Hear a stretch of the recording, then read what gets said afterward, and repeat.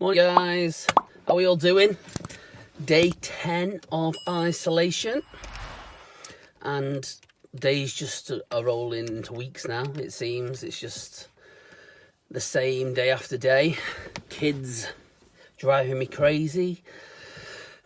I've been able to help with the local food bank the last few days, which has been great getting out, I've got to be honest, but still doing social distancing, just helping out where I can. So if people can donate, yet again, I'm going to say it, please donate to the Toxic Food Bank at Renew Church. Everything is greatly appreciated. There's a lot of need in the community, so anything you can give at all, or just drop it in when you're doing your shop at Tesco or Asda, that's really appreciated. So I think I'll do me 3 shout outs now.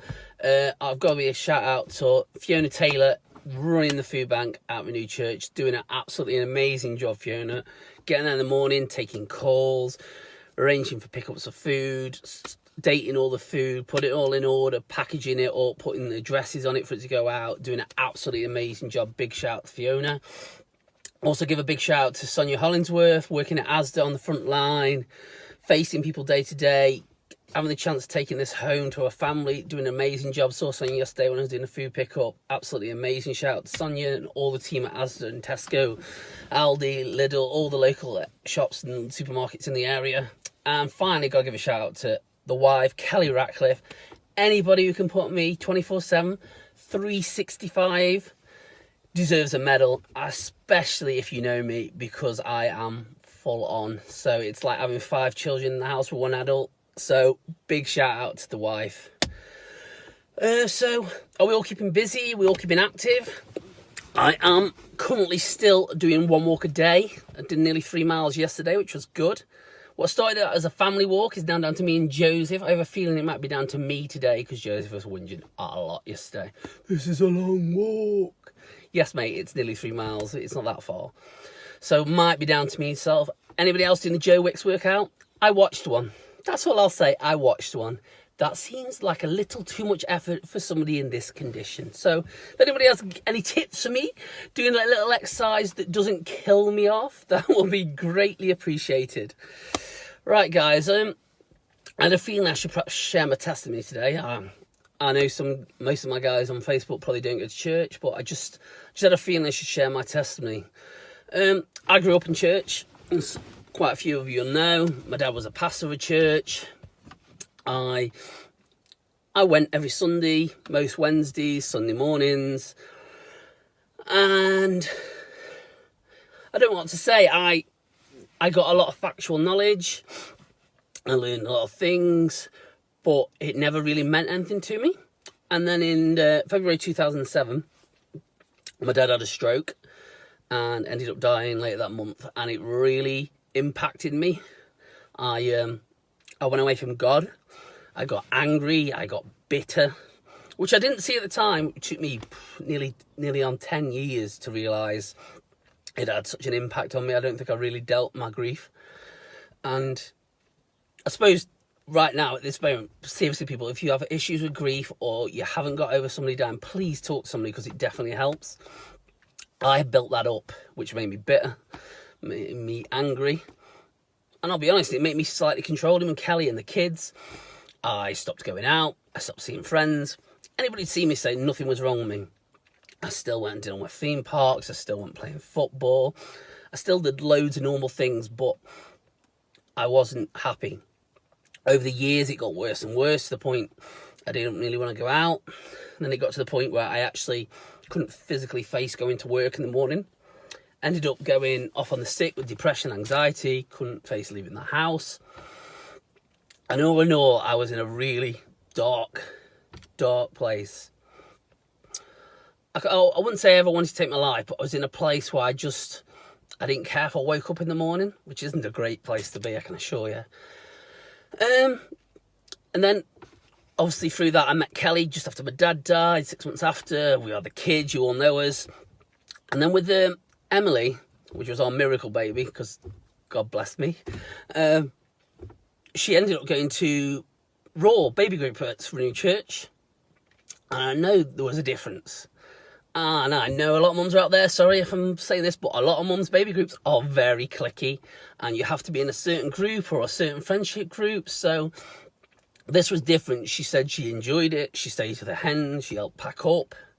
This then led to our older boys going to TFK. Why at TFK one night, Matt, the pastor at Renewed Church, asked Kelly if she could do some photos for an event they got for a baptism, and George Endor was going to give us his testimony about how he'd been saved. Kelly went along to this just to do the photos. Very anti-God was Kelly. She went my in this, didn't believe in anything, thought it was nonsense.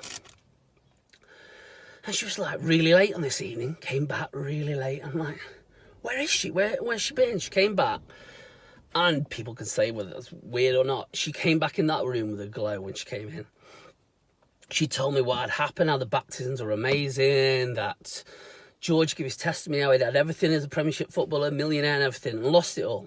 And how he'd found Jesus. And she just, when they did an appeal, she raised her hand. She wanted to know Jesus. And she was just a different person when she came in that room. I think it finally, for the first time, made me realise I need Jesus back in my life. I knew about him. I knew everything about him in a sense, but I never accepted him into my heart. So that week, I messaged Pastor Becky, ended up meeting in Bear Coffee. I highly recommend Bear Coffee when it's open, guys. Get yourself in there. And I ended up giving my life to Jesus. I can safely say it's the best decision I ever made. It wasn't easy. I was off on the sick at the time. Within 2 weeks, I was back at work. I was in a place of peace that I didn't think I could have. I was back to being me. And I hadn't been me for a very long time. I don't know who this is for right now, but I just feel like Jesus is saying, he's got you. And no matter how far away you've gone from him, he's there for you. And anybody who just is listening in and thinking, man, he's waffled a lot about church. So, sorry guys, but this is important to me and it should be important to you. These times are not easy. And there's somebody out there who can help you, and his name's Jesus. I just want to say that to you. Love you all, guys. But I am still going to do my reading for today. Some of you like them. Back in my Bear Grylls Soul Fuel. And the title today is To Where to Find God. Some of us, church can get in the way. We can assume that if Sunday services are dull, loveless and irrelevant, then God must be dull, loveless and irrelevant. It can take a while before we begin to see things clearly. It takes time to understand that life with Jesus isn't a matter of dressing a certain way, singing a certain song, going to church on the Sunday, or telling people to behave better.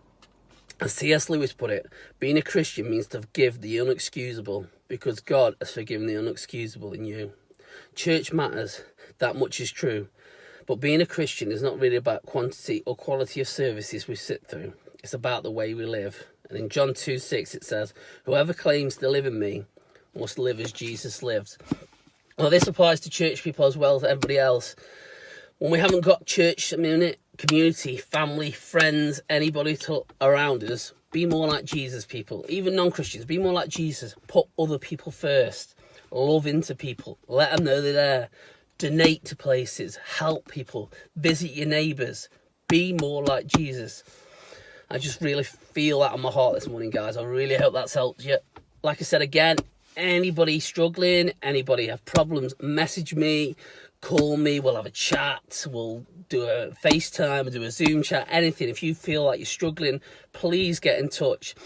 Yeah, again, shout out to Renew Food Bank. Any donations are greatly appreciated. I really hope you enjoy that today, guys. Signing out. Bye.